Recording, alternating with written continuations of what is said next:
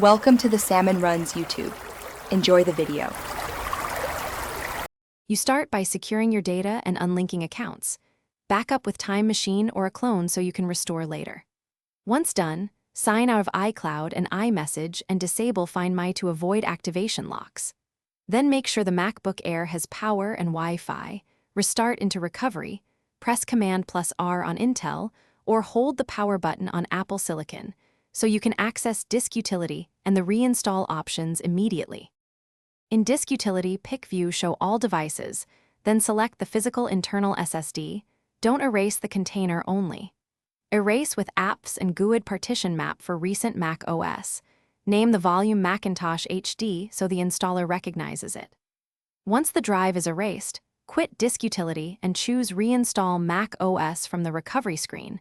This downloads a fresh copy and ensures a clean system image. Make sure your Wi-Fi stays connected for the download to complete uninterrupted. Install Mac OS to the newly erased Macintosh HD by following the installer prompts. The system will restart several times. When installation finishes, decide.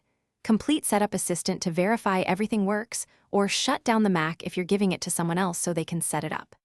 If the recovery installer won't run or downloads fail, use Internet Recovery, Option Command-R, or make a bootable USB installer.